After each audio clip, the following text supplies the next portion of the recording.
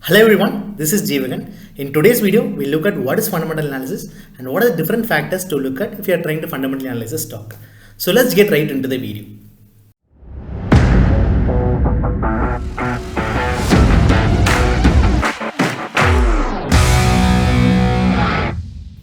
So what is fundamental analysis? Fundamental analysis will help you define the intrinsic value of a stock. So let's understand what is intrinsic value here. Intrinsic value means fair value of a particular stock. It will help you to find whether the stock is overvalued or undervalued. In simpler terms, if the fair market value is greater than the market price, it simply means that the stock is undervalued and we can go ahead and accumulate some shares. And if the fair value is less than the market price, it simply means that the stock is overvalued and we can try to offload some shares. This is the basic criteria and this is how we basically interpret the data. Fundamental analysis is mostly used by long-term investors and at times by short-term traders as well. So next we will try to understand why is fundamental analysis the most important. For that we will try to look at an example. Rakesh Jhunjhunwala, considered to be one of the greatest investors of all time, invested in a particular stock named Titan in the year 2002-2003 levels. So what he basically did was, he invested in a good company, yet undervalued one, and he stayed invested in it for the long term, and the rest of the things was taken care by compounding. He made 1000x returns, which means his 1 rupee has made 1000 rupees and his 1 lakh has made 10 crore rupees. So that is the amount of money he had made. His investment strategy is pretty simple. He considers three important things the most. One is entry value, second is constant review, and the third is perceived exit. He evaluates these three things the most. These three factors can be arrived using fundamental analysis. This is why fundamental analysis is very important in order to accumulate a good stock at lower levels. So let's look at the various factors in order to fundamentally analyze a stock. So the first factor is net profit.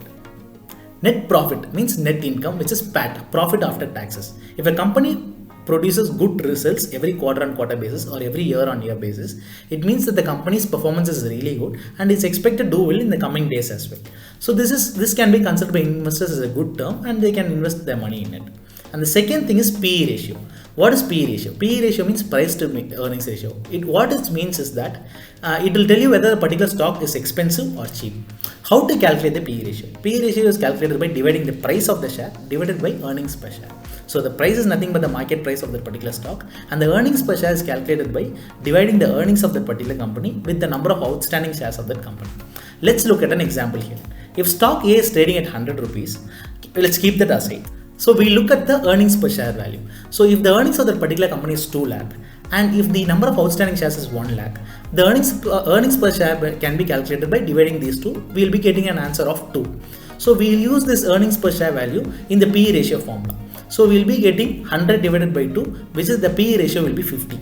So arriving at a PE ratio of 50, we cannot say that whether the stock is overvalued or undervalued. In simpler terms, a stock with a high PE considers to be expensive and a stock with low PE considers to be cheap. And a stock with a negative PE considers that the company is loss making. So this is how we basically interpret it. So how can we come to a conclusion that a stock which is trading at 10 PE or 15 or 20 PE is expensive or cheap? We need to cross check it with the industry specific sector PE, which is if Asian Paints is trading at a sector PE of 15, we need to cross check it with the industry sector PE. Which is if Asian Paints is trading at 15 PE and if the industry sector PE is trading at 35 PE, obviously Asian Paints is considered to be undervalued.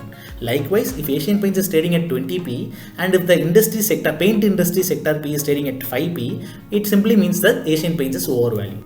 So in conclusion, a stock with high PE ratio can be interpreted in two ways, which is it is really overvalued or it has great growth potential in the coming days, which might help the stock to outperform as well. It doesn't necessarily mean that a stock with high PE ratio is expensive. It can also give you handsome returns in the long run. Similarly, a stock with low PE ratio has two things in common, which is it can really be undervalued or the stock might be underperforming for a while because the company's performances might be really low. But if the company starts performing really well, obviously the company might outperform in the long run. This is how we basically calculate the PE ratio. So the next factor which we'll be looking at is promoters holdings. So if the promoters holdings of a particular company increases every year on year, if the promoters increases their stakes in the particular company, it means that the promoters have utmost faith in that company. So it is a green signal for investors. So the investors can obviously invest in the company expecting the company to outperform in the coming days. And the fourth factor is debt. If the company is almost debt free, obviously investors can go ahead and invest in the company because the company is doing pretty well. by looking at it. And the second factor is if the company has more debt and if it's working really hard to reduce the number of debt it has, then obviously the company might outperform in the long run. So then it is a good signal for investors to invest in it. And the fifth point which we will be looking at is the dividend yield. If the company produces a good dividend yield, it means that the company has good financial growth and the cash flow in the company is good, considering the fact that it will be good for the investors. Investors will have more trust in the company if the dividend yield is pretty good. So dividend yield can also be considered as an important factor for fundamental analysis. And the last and important thing is the future prospect of the company. We should always invest in the company which might outperform in the next 20 or 25 years down the line. Because sectors like AI, IT and EV might obviously outperform in the coming days, because obviously future is digital and investing in these companies will be a better bet than investing in other companies. So keeping in mind the future prospect and the peer competitors, we can invest in that particular company. And these are the 6 factors which I personally look at, guys. If you want to have an in-depth analysis about a particular stock, you can also evaluate some financial aspects like reading the annual report, evaluating the company's revenues, and evaluating the balance sheet of the company, and also looking at some factors like the ROE ratio, PB ratio and stuff like that. This will help you to get more insight about the company.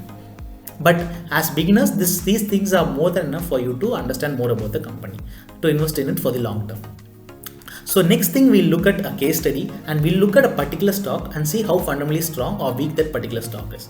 So let me share my screen and see where we can locate all the fundamental factors which I told you in this video. So guys, let's evaluate where we can fundamentally analyze all the aspects here. So let us analyze a particular stock. We'll take Infosys. So I'll basically analyze in Screener website. So let me search for the stock Infosys. And basically we can find all the details about the company here. So the first thing we'll be analyzing is the net profit, right? So we'll scroll down and see the profit and loss statements. We'll be finding the net profit here. As you can see, the net profit is increasing every year on year. Like as you can see, in 2019 it's 15,404 crores, and 16,000, 19,000 and 21,000. It has been gradually increasing every year on year, and it shows good growth in that company. And the second aspect is the PE ratio. So the PE ratio of Infosys is 36.3, as you can see here, and the industry sector, IT industry sector PE is trading at 40 PE. I'm not able to find the industry sector PE here, but if you have Zerodha, you can find it in the fundamentals tab. So the Infosys PE as well as the IT industry sector is trading almost the same. So we can come to a fact that like neither Infosys is overvalued nor undervalued.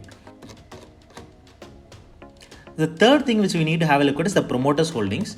So when it comes to promoters holdings, it is not that good in Infosys. But the good thing is that FIAs and DIAs, the big players.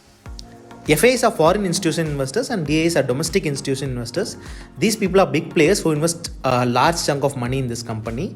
And these people have done their own analysis and they've invested in this company, which means they are expecting the company to do well in the near future. And the fourth thing which we'll be having a look at is the debt. So as you can see in the pros here, company is almost debt free. A debt free company is always a good company to invest in. And the fifth factor we can have a look at is the dividend yield.